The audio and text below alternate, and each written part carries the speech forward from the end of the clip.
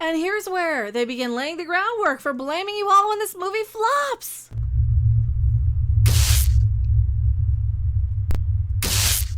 Hello everyone, I'm Mecha. Bow to Mecha, listen to Mecha. I know all or nothing. Probably both. A little bit from column A, a little bit from column B. We're talking about Black Widow today. I am fiddling with it. I thought this was going to be smaller than it was, and I'm drowning in it. I might need to just take it off. Should I just take it off? I should just take this off. Anywho, what are we talking about? Black Widow today. Now, the Black Widow movie, as you guys know, it's about... 5 years too late for it. Let's to be honest, waiting until a character is already dead is always the best time to get people on board for their solo movie. And, wanting to... I guess it's better than making you fall in love with a character and then ripping your heart out. I certainly don't have any attachment to Black Widow. And I certainly don't want to see it now. Black Widow not only passes the Bechdel test... For crying out loud, that's not a real thing. It forces men to scream as it puts them in their place. While Mecha is getting her writing crop, here's a brief explanation of what exactly the Bechdel test is and why it's bullshit. Created in 1985 in a comic strip by Alison Bechdel, there are 3 criteria for the Bechdel test. 1, the scene has to have at least 2 women in it. 2, they have to talk to each other. And 3, it has to be about something besides a man. The inherent problem with the Bechdel test is that artist Alison Bechdel originally conceived the test as a joke. It's satire, but now there are those who are taking it seriously. And if they do, well, they're just fucking stupid. Now, IndieWire. Do we need to put IndieWire in their place with this article? It's a solid comic book tentpole that excels as a board movie, but falls into third act MCU messiness. Read our review. Fine, we'll read your review. It's not getting the best reviews, even by the people who are saying, now, just this tweet alone. This is what's going to happen. What's going to happen? This is what they call bait. What's going to happen? A bunch of male comic book movie fans and female comic book fans that they're not going to look and see the picture of, the profile picture or any of that stuff, are going to say, hey, we don't want a male bashing movie. And they're going to use all those tweets when this movie flops, because it probably will. They're setting this up as a fail. They're setting this up as, they did this too well last year during 2020 and they don't want you to know about it. When they were saying, what happens if he doesn't lead the way? See, they set up things as this is why I say, hey, I don't want to keep lying to you. This is why I was saying that 3 or 4 months ago about stuff. And then I spilled the beans on a lot of stuff. And people are mad at me for it. This is what happens. This is how people lay the groundwork. And I don't think anybody's surprised by this. I keep seeing all of these negative reviews. Now, this is going to be one of those movies that's going to be highly scored and reviewed on Rotten Tomatoes for being diverse, women empowerment, whatever they're going to call it. But it's going to be a crapping, terrible, boring movie that, again, is years and years too late. You're sending us this movie years and years after this character is already gone. This movie has been pushed back a year and a half due to the coof of 2020.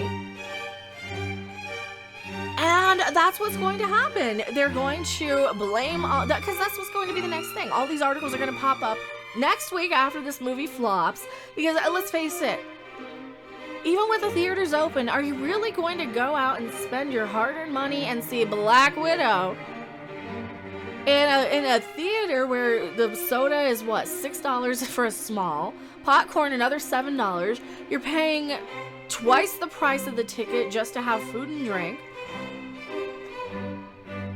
And then what? You're going to be disappointed. You're sitting in the theater. You're going to have your 3D glasses. Is this in 3D? I don't know. Half the time when I watch a movie in 3D, the movie's so dark I can't see anything in the first place. Then you put the 3D glasses over it and you can't see it any... Why can't we just bring back the old 3D? The red and the blue. It works fine. It still works. Why can't we do that? No, they got this gray, brown tint to everything. This movie is broad daylight. I can see it right now. Brown. It's just beige. That's all I see. She's a redhead, for crying out. Why can't we see her look like this? A little closer. I mean, at least they try with Amber crapping turd over an Aquaman. What what's their article now? This is an IndieWire. It's a man! Oh, maybe you didn't like being talked down to. But no, he kind of looks a little like one of those who, he's an apologist, isn't he? I'm a white man and I'm sorry because I'm a white man. He's one of those.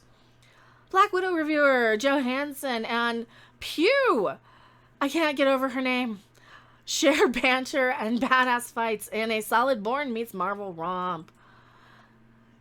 Doesn't even say any of this puts men in its place. Why would you say it puts men in its place? Who tweeted this? And then a man... If I were him, I'd be like, yeah, don't use my article to male bash. Thanks. Okay, can you not? Oh, I'm sure, but he probably doesn't have the stone constitution, we'll just say. Oh, this movie. Bad accents, bound in no amount of fun can salvage the third act cliche of a giant burning object falling from the sky. But overall, Black Widow satisfies into a satisfying addition to the Bourne Identity franchise. Of course, it's actually a solid beginning to the latest cycle of the Marvel Cinematic Universe. But the appeal to the MCU always stemmed from the way it plays off existing formulas, with dollops of spruced up action strewn throughout. And there's 24 of these things! There's 24 of these things. Entry hits all of those beats with style to spare. You ever wonder that if half the people who were demanding a Black Widow movie after Captain Marvel were just doing so to virtue signal?